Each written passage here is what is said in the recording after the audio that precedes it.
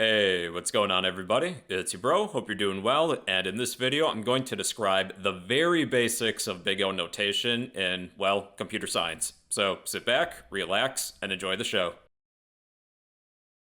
Oh yeah, big O notation. So a common phrase used with big O notation is, how code slows as data grows.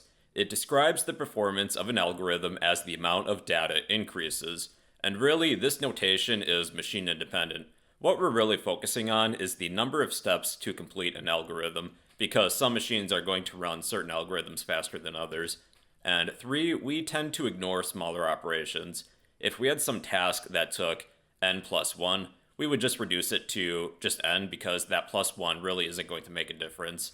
So here's a few examples of big O notation. We have O of 1, O of n, O of log n, and O of n squared. And n is really just the amount of data that we're passing in. It's a variable like x. What we're focusing on is the performance of an algorithm as the amount of data increases, and n is a representation of the amount of data that we're passing in. Here's a more concrete example. I have a function named addup. We will add up to a certain number depending on what we pass in as an argument. The for loop within here will iterate once up to whatever number that n is, add I to sum, then return it. What if n was a large number like a million? Well, it's going to take just above a million steps to complete this function. This function is said to have a runtime complexity of O of n, linear time. As the amount of data increases, it's going to increase the amount of steps linearly or proportionally. Now, another way in which we could write the same function is to take sum equals n times n plus 1 divided by 2. We will get the exact same sum. So if n was, let's say, a million, this is still only going to take a couple steps, 3 steps, not a million steps. So this function is going to have a runtime complexity of O of 1. The input size doesn't matter. The amount of data that we have really doesn't matter. It's going to be completed in the same amount of steps. So this function is way better than this previous one. 3 steps is better than a million steps. And the reason that this isn't O of 3, because this takes 3 steps, is that we really don't care about smaller operations. In the grand scheme of things, they really won't make much of a difference. So we would just shorten this and say that this is O of 1 constant time. The input size doesn't matter. Here's a graph that I made to represent the different runtime complexities. We have data on the x-axis represented by n. So data will increase as we go more to the right, and we have time on the y-axis. I did add an asterisk next to time because some of these times can vary depending on what machine you're using, so these can vary. Another way to look at this is number of steps. So as we increase on the y-axis, these algorithms are going to perform with increasingly more time. They're going to get slower. So let's begin with O of 1 constant time. Anything that has a runtime complexity of O of 1 will take the same amount of time regardless of the data size.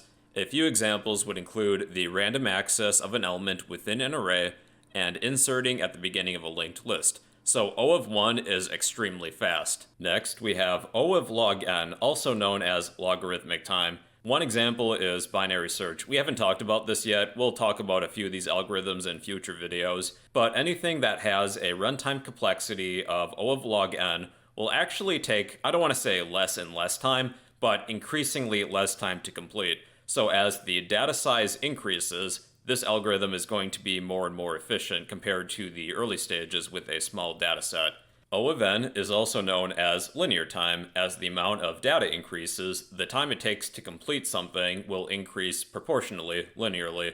That would include looping through the elements in an array and searching through a linked list. Next, we have O of n log n, also known as quasi-linear time. This would include quick sort, merge sort, and heap sort. We'll talk about these concepts in future videos. So for the most part, this is very similar to linear time unless we're working with a large data set. Then anything using O of n log n is going to start to slow down when we work with larger data sets, hence this curve here. Then we have O of n squared, also known as quadratic time. A few examples would include insertion sort, selection sort, and bubble sort.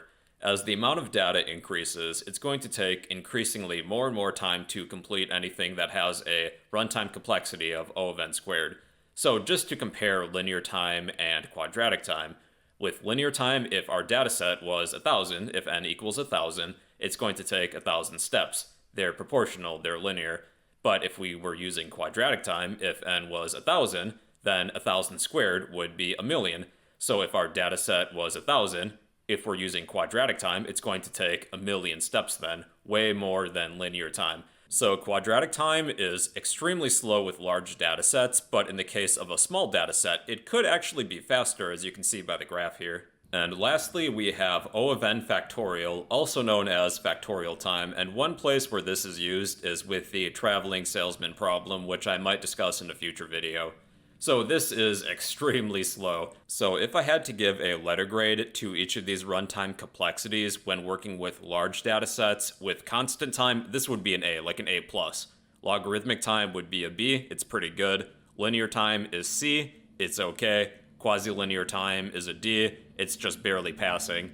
Quadratic time would be an F, and factorial time, well, you get expelled from school. Although some of these runtime complexities are actually faster when working with a smaller dataset, so keep that in mind. Well, that's the very basics of Big O notation. It's notation used to describe the performance of an algorithm as the amount of data increases. So if you can, give this video a thumbs up, drop a random comment down below, and well, that's Big O notation in computer science.